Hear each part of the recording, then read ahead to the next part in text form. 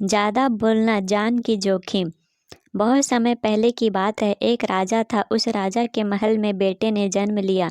राजकुमार के होने की खुशी में राजा ने पूरे राज्य में मिठाइयाँ बंटवाई और धूमधाम से उसका स्वागत किया।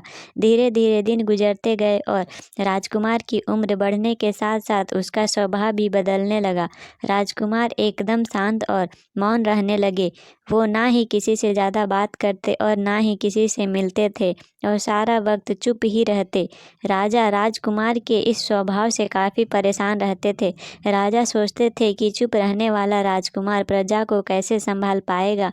राजा की चिंता दिन पर दिन बढ़ती जा रही थी। उन्होंने दूर दूर से कई ज्योतिषों, वैद्यों और साधु महात्माओं को भी बुलाया और अपनी समस्या के बारे में बताया, लेकिन कोई भी राजा की समस्या का समाधान नहीं कर पाया।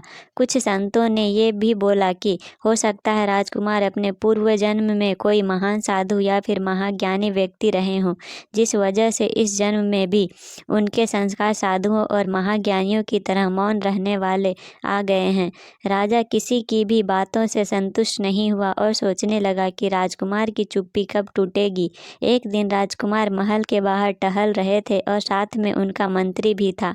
उसी दौरान कुछ कौवे आए और पेड़ की डाल पर बैठे और कर काँव काँव करने लगे। मंत्री को लगा कि कौवों की काँव काँव से राजकुमार परेशान हो जाएंगे, तो उसने कौवों को उड़ाने के लिए उनकी तरफ तीर दे मारा, मगर दुर्भाग्य से उसका तीर एक कौवे को लग गया और वो कौवा सीधे राजकुमार के सामने गिरा।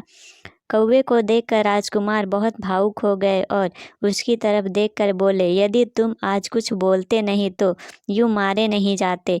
मंत्री ने जैसे ही ये सुना तो वो बहुत खुश हो गया और खुशी से चिल्लाता हुआ सीधा राजा के पास गया और उन्हें सब कुछ बता दिया। राजा भी खुश हो गया क्योंकि राजकुमार बोलने लगे थे और उसी खुशी में उसने मंत्री को बहुत सोने के सिक्के दिए।